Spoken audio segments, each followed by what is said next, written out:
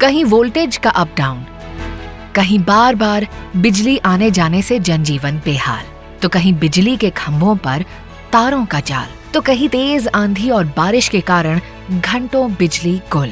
हर मन में उठता बस यही सवाल कि अब कब बिजली आएगी। बिजली वितरण से जुड़ी इन समस्याओं से भारत का हर क्षेत्र, चाहे वो तटवर्ती इलाके हों या मैदानी, पहाड़ी या रेगिस्तानी, वहां रहने वाले लोगों को 2-4 होना ही पड़ता था, जिससे उनकी जिंदगी थम सी जाती थी।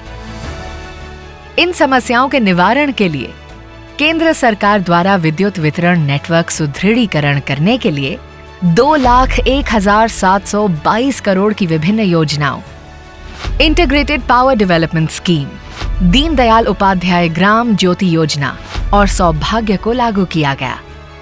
इन योजनाओं के तहत भूमिगत केबल बिछाकर देश के कई क्षेत्रों में तारों के जंजाल से मुक्ति पाई जा रही है। विश्व विख्यात पर्यटन स्थलों जैसे बनारस में इस क्षेत्र में उल्लेखनीय कार्य किए गए। आपदा आशंकित क्षेत्र जहां तूफान की आशंका ज्यादा होती है और आए दिन गड़बड़ियां होती रहती थी, ऐसी जगहों पर भी भूमिगत केबल नागरिकों के जीवन को टेंशन फ्री बना रही हैं।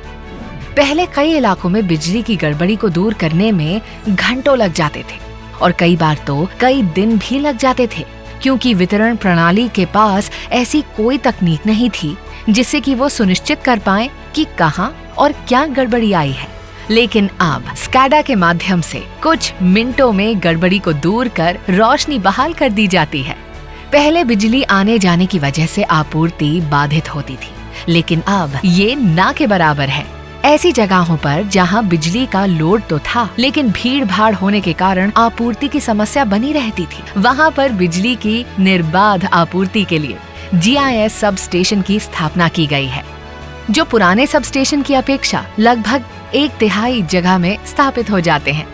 यही नहीं, जगह की कमी वाले क्षेत्रों में और उनकी संकरी गलियों में निरंतर बिजली आपूर्ति बनाए रखने के लिए 1000 kVA की क्षमता वाले छोटे छोटे सब स्टेशन भी लगाए गए हैं।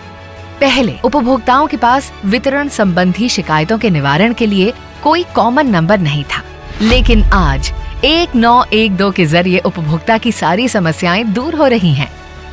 सभी राज्यों में वितरण प्रणाली को सुदृढ़ करने के लिए 2,01,722 करोड़ की विभिन्न योजनाओं को लागू किया गया। इन योजनाओं के अंतर्गत 2,921 नए सब स्टेशन निर्मित किए गए तथा 3,926 मौजूदा सब स्टेशनों को उन्नत किया गया। 6,04,465 circuit kilometre 11 kV high tension lines और 2,68,838 सर्किट किलोमीटर LT लाइंस को बदला गया। 1,22,123 सर्किट किलोमीटर पृथक कृषि फीडरों का निर्माण और राज्यों की वितरण प्रणाली को सुदृढ़ करने के लिए 7,31,961 ट्रांसफार्मर स्थापित किए गए।